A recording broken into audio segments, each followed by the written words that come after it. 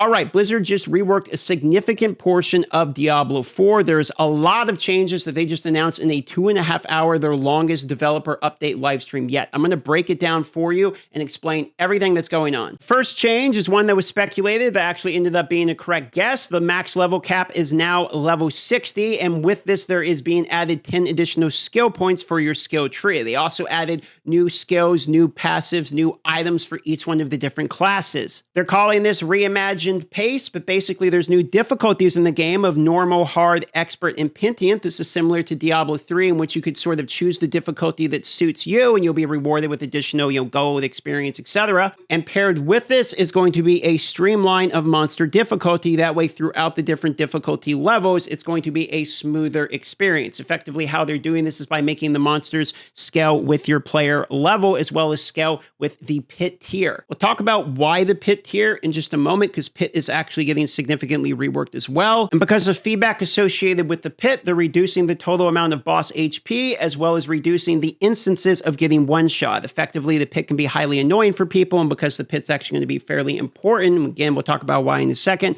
they're trying to make it less annoying. Now, their fancy drawing here basically explains how they feel the game is currently set up. You go to level 1 to 100, and you're going to be moving through the world tiers. And then after that, the difficulty in terms of content to be able to conquer is basically just go as high as level in the pits as you possibly can, and they're not satisfied with this in-game. So they're changing the way that the pit works. Effectively, the pit now unlocks a max level at level 60, and the difficulties of the game are immediately unlocked upon beating the associated pit tier.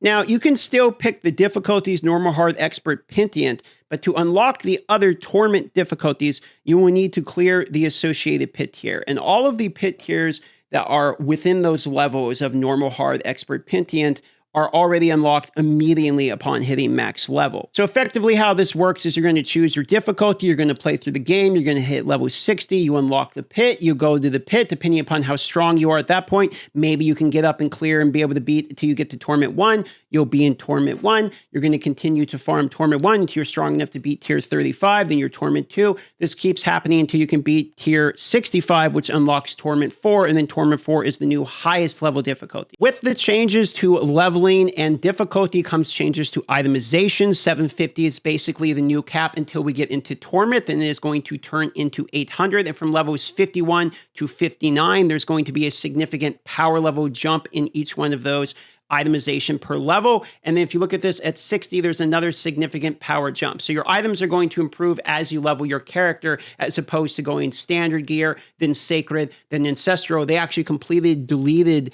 sacred items out of the game entirely, and now ancestral gear becomes available starting at Torment 1, which is capped at 800 now as the new item power level cap.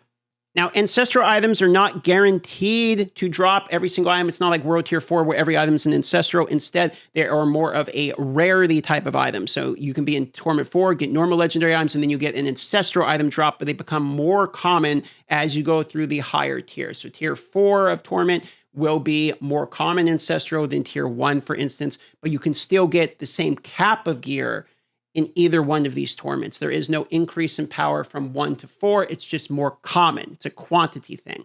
Now, ancestral items are guaranteed to have a greater affix with them as well. Basically, ancestral items are your chase items. They will be your forever items, is what they call them in the game. They gave this example here. It's an ancestral unique item. It's guaranteed to have a greater affix, and it's capped at 800 item power. So items are obviously very different. There's also a glyph update, which is, in my opinion, thank God, because you no longer have to run nightmare dungeons for glyphs. They now go up to level 100, and there's a significant amount of power you can acquire from these glyphs. What's interesting is they start as rare glyphs, and then they're upgraded to legendary when you hit rank 46. They're going to be easier to level, so while level 100 seems a little bit ridiculous, it's not going to be as slow to level now. You also level these from the pit instead of the nightmare dungeon. Now, they basically admit to this, but there's quite a bit of Diablo 3 you're going to be noticing in these updates. These are very similar to legendary gems. For instance, you're going to run Pit, which is basically Greater Rift, and you're going to continue to level up these glyphs, which are sort of like legendary gems. And you're going to be getting significant power with them. When the glyph becomes legendary, it unlocks a significant multiplicative stat bonus. Glyphs also have a chance to be leveled when you run a pit. However, it's a guaranteed success if it's 10 pit tier difference or more, or 20 pit tier difference or more gives you bonus ranks. So the pit is going to be a significantly more important part of the game since the glyphs are basically massive now. This is what it looks like to level them up. You can see there is a radius size increase we'll show in just a moment. You can see it actually takes gem fragments in order to level up your glyph. There is now multiple tiers of radius increase that can happen with these glyphs. You're going to notice the board looks a little bit different. There's a significant amount of changes related to Paragon. The first change, which is pretty nice, is that Paragon points are actually associated with your entire season, your entire character type. So if you're in, let's say, season 6, playing a softcore character, then your Paragon points will be there in association with all of your characters that are softcore within season 6. However, unlike D3, you don't actually get access to those Paragon power and points until you hit the max level of 60. Then it unlocks what you've already acquired. You obviously earn Paragon points through experience, and the cap went from 200 to 300. But because there's more points, they're actually capping the amount of Paragon boards that you can use at any given time to 5. Temporary's getting an update. There's going to be new affixes. Here's an example. Chance to deal double damage and chance to hit twice. The weapons will be multiplicative, and the offensive will be additive. Ultimates are now considered skills that you can actually add ranks to. So you can see here we can have 5 out of 5 on an ultimate. Now, this is more of a general breakdown, so I'm not going to go through every single change, but all of the classes got new unique item, got new skills, some of them looking pretty interesting.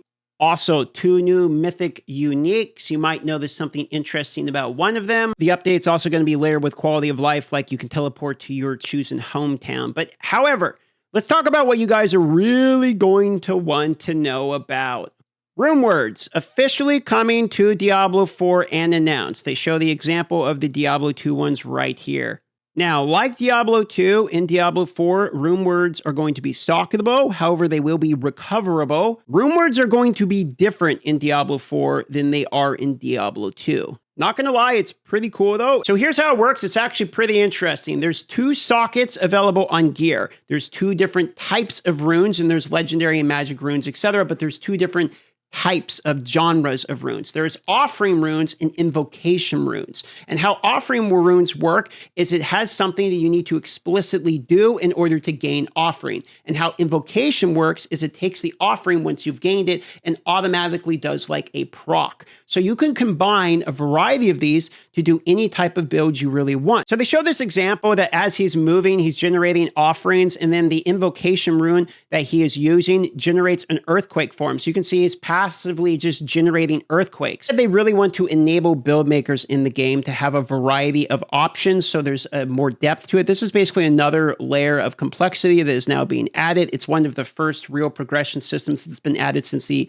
beginning of the game that I saw and went, oh, that's actually like pretty cool. To give you an example, they even showed one where like a necromancer was generating offering that then the invocation allowed them to use like a sorceress's teleport. So you can actually mix and match some other classes' skills within these runes as well. Now it's limited on what skills you can use, but each class is going to get like 2 additional skills from another class that can be mixed and matched within the rune words, but that's just one example. There's also an additional mechanic called overflow. So if you know this generates 50 offerings, but the rune he's pairing it with only costs 25. So there's an overflow mechanic if you have more offering than your invocation uses that generates another effect. For instance, this one gains multiple stacks. They show the example of some of the runes you can actually use. You can see here, you can evoke Spiritborn moves, you can evoke Necromancer moves, you can evoke Druid's Petrify, which is like a straight up ultimate. So now multiple classes can enjoy the Druid's 17 damage. You can reroll 3 of the same runes to try to attempt to get another rune. This rune's guaranteed to be a different one. You also can now craft mythic uniques using a singular spark as well as runes. There will be a PTR to test all of this. It starts Wednesday. However, Friday during the PTR will be the release of all of the rune systems and the higher level content. The one that starts on Wednesday is going to be a leveling up type of PTR. They want people to attempt the early game. So Wednesday's early game, Friday sort of in game. All right, now to hit you with the big news here. In order to be able to use the Runewords, this is locked behind the expansion. Only Vessel of Hatred owners can use the Runewords, so it is paywalled. However, Season 6 is not paywalled, so you can at least play the season, you just won't have access to the rune system. So at this point, Blizzard's pretty much reworked everything about Diablo 4. Season 4 items, Season 5 unique items, and it looks like Season 6, basically Paragon system, leveling system, Glyph Rework. Significant reworks across the board. I'm curious what you guys actually think about this. There was some split opinions. Some people were really excited about the changes. Some people think it looks too much like Diablo 3. One thing that I did notice is pretty much everyone was excited about Runewords coming to Diablo 4. Thanks for liking the video if you do. Thanks for subscribing if you do. If not, don't worry about it and have a wonderful day.